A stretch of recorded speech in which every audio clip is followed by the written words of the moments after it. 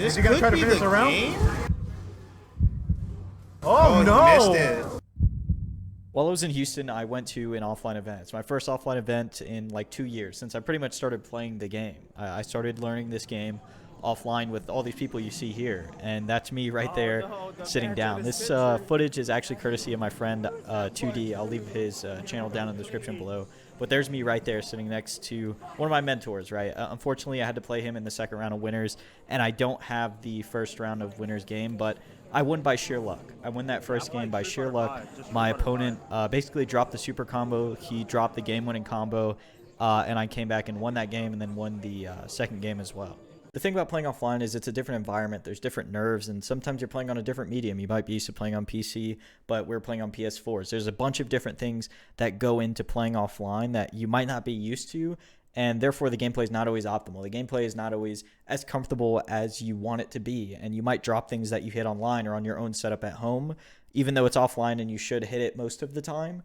It just doesn't happen that way sometimes, and that's what I sort of learned after this. And unfortunately, my winners round 2 match was against one of my big mentors, Juices. You've probably seen him on the channel a bunch of times, and he's not even a Bison player. He's a Cammy player, but he went Bison here because he's been playing him a little bit again, and things went accordingly, right? Things went as expected. We played a lot of warm-up matches before this, probably like 20 to 25, and I didn't win a single one. I think I lost 0 to 25. And the very little rounds were taken by me either in those practice matches, the casuals. I always, whenever I play this matchup, I'm always trying to stand outside of down forward heavy range. But when you play against somebody like of this level, they're not going to be whiffing that very often. Like, it's going to be, you have to walk in and out of that range to make them whiff it. Here, I'm not doing it. I'm just standing like right outside the range, and he walks up and just does it. So that sort of like alleviated my entire game plan. And there I just did like a random Tenko. I didn't even hit confirm it. You can see his hands flying too in the camera. I don't even know what that's about. Man is slapping his stick the whole time. Do you guys play like that? I don't even play like that. Whenever I'm playing, my fingers stay pretty much grounded to the stick a lot of the time. I don't really slap my buttons too much. But I do play on hitbox, so it's a little different. See, I tried to backdash because I knew that was coming, but I should have neutral jumped. If you know that the scissors are coming, you should probably neutral jump, not backdash, because it'll catch it. EX Psycho Flame, whatever that one is -2. I thought it was a lot more, so I just committed. Did my little walk under there. I shouldn't have activated here because he has a giant life lead, and now if he corners me, I'm pretty much screwed. I don't really have a way out. I do have a reversal, but it's very risky. And if I reversal, like if I do EX hands at this point in the corner, it would pretty much just mean death for me. I'm very scared to jab punish that because he has the Psycho Crusher, and I'm afraid he's going to go into it. So that's how the first match went. Very uneventful. I did get him cornered once, and then I dropped the combo, so it didn't really matter too much.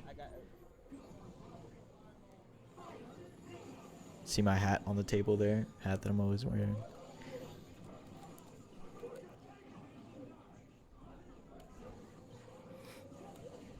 His use of buttons on every character he plays, he'll play all kinds of characters to like teach me the matchups and stuff, or whatever character I'm struggling with. We'll play that matchup, but his usage of buttons on every character is very solid. Like, he understands the ranges where he needs to be super well, so it's very hard to whiff punish somebody like him. Somebody who's paying like a lot of attention to their spacing and where their buttons are landing. There, see, I tried to backdash the EX scissors again, and of course it doesn't work.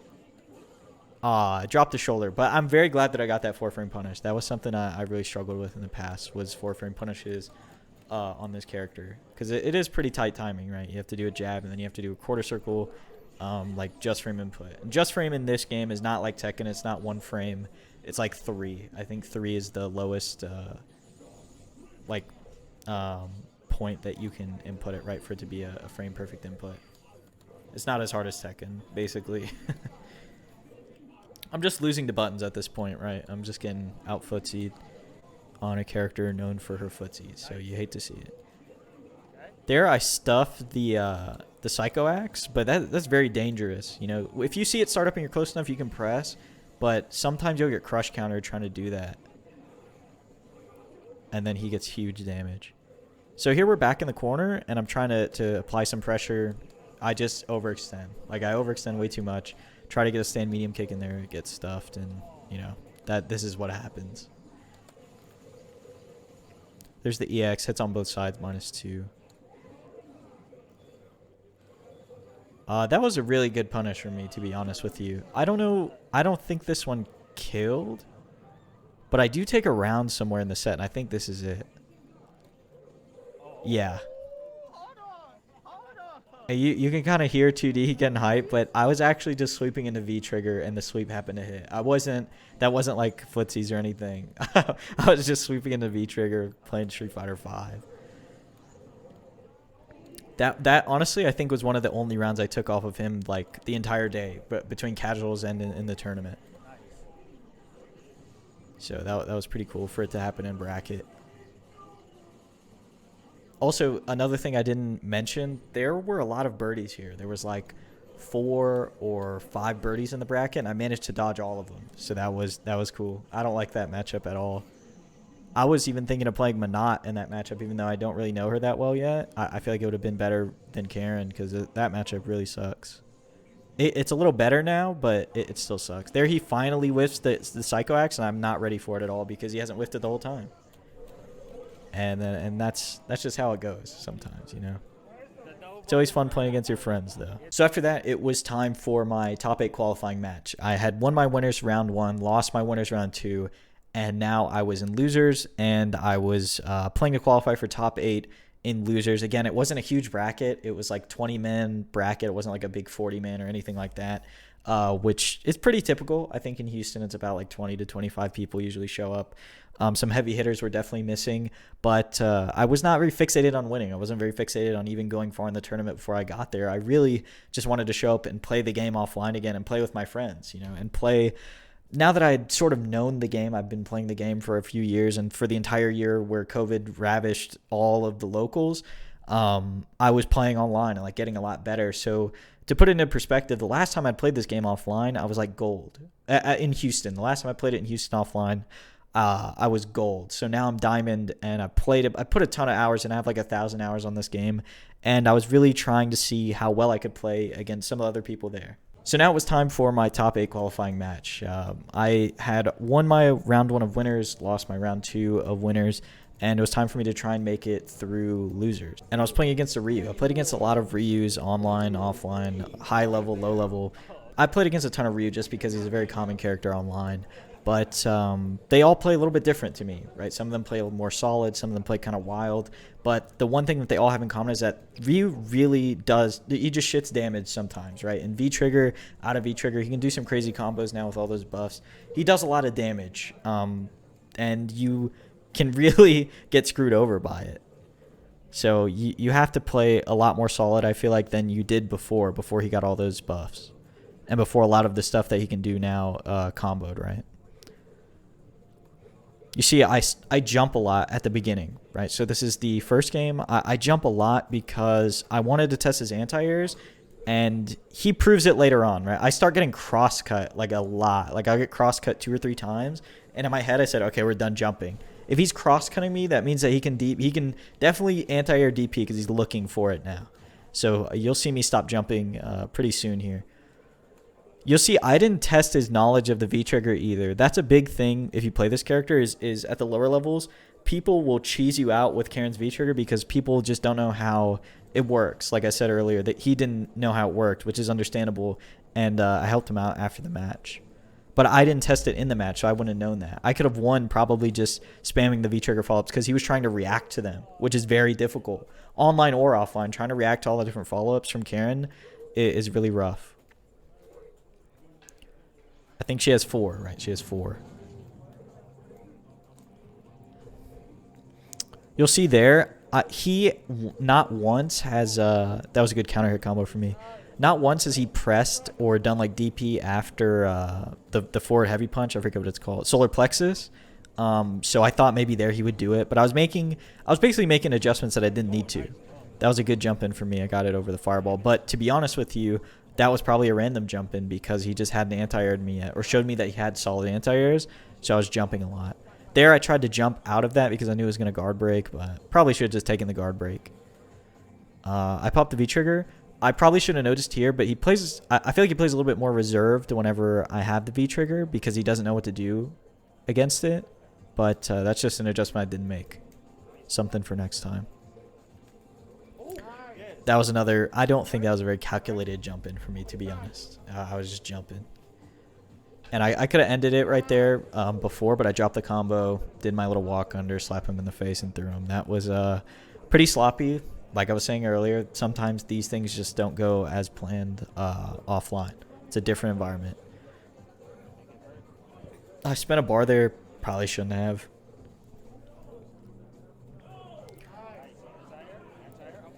You can tell that I'm very much getting into the zone here because of that anti-air, right?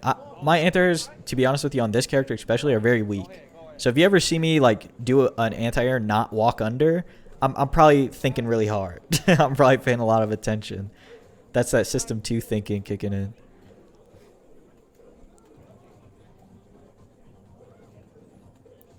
There, he didn't trust his punish. I'm pretty sure that was a punish on my like point blank little V skill. It doesn't kill here, but I've got such a substantial life lead. You might hear Juices in the background. He said time. He keeps saying time like multiple times because I have such a big life lead and there's like 60 seconds. I just got to chill out. And I'm throwing pokes out. The big misconception with that in my head is time. When they say time is like, oh, I need to play more defensive so I don't lose. When in reality, you just need to play more defensive, but also don't be afraid to swing, right? Don't just block until you lose finally. That's a big problem that I have sometimes. Is when I have a big life lead, I kind of just let them win because I'm sitting there blocking and not trying to fight back or trying to close it out at all. My hit confirms are kind of suspect throughout this entire day, to be honest with you. Playing on the PS4 really threw me off because I pretty much only played on PC this whole time. I took the damage there. Probably shouldn't have burned the bar. He wakes up jab. Pretty good. Oh, what a link. I think he was a pretty new player. He was at least new to the offline scene. But he was fairly solid, right? He played very solid Ryu. You'll see him start cross-cutting me pretty soon here, I think. Which is not the easiest thing to do. Especially during a tournament. Like with the tournament nerves, it's not the easiest thing to just cross-cut on reaction like that. When I was playing Cammy, I was trying to learn how to cross-cut like that. And it's not easy.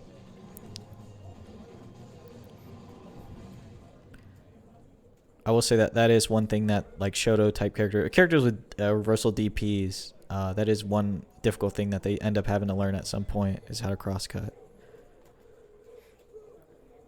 See here, I'm taking a lot of damage. There's one of the cross cuts, right? And you'll hear Juices. I think you heard Juices N2D. They'll say, "Wow, nice cross cut." The whole time they've been like trying to coach me, cheer me on. This guy, oh, there it is again. Guy cross-cuts me and everything changes. See there, I had the max range low medium kick, but it was so far I don't think it would have worked. I would have had to do like a delayed Tenko to like get the extra range. So now it's 1-1.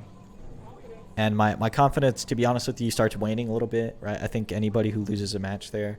But I remember in my head like telling myself, I want to win. Usually I don't care because when I play offline, I'm used to losing to better players. But this time I'm coming in like a little bit stronger of a player. And I wanted to win. I actually wanted to win for once. I told myself I'm going to win this.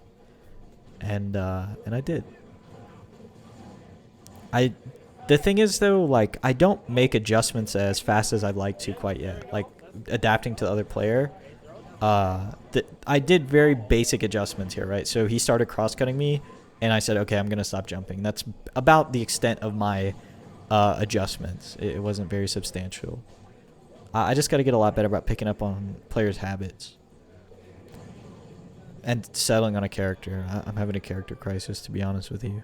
Especially after this. I don't know if I'll stick with playing Karen. I'm definitely going to like keep her in my like pool of characters, but it's very hard to play this character on and offline. Just the reactions you need.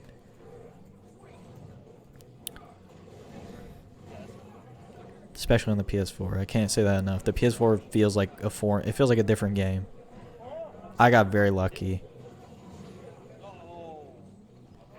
I threw him because I could have supered there, but the thing about carrying super in the corner, it drops a lot. It's not the easiest thing to hit, so I didn't want to risk it below all the bar, and then drop the super and lose anyways. So I figured I just play the 50-50 game after the super.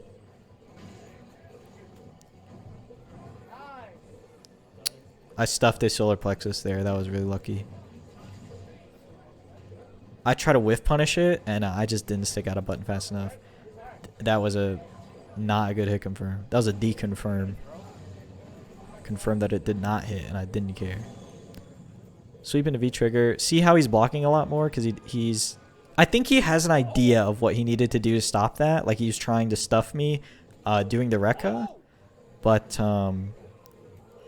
he didn't quite know what else to do there.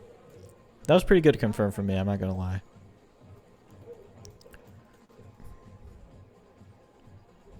Very rarely do I just send it on the Tenko. Like, I did it probably that one time that you saw right there. I truly just said, okay, I'm just going to do it.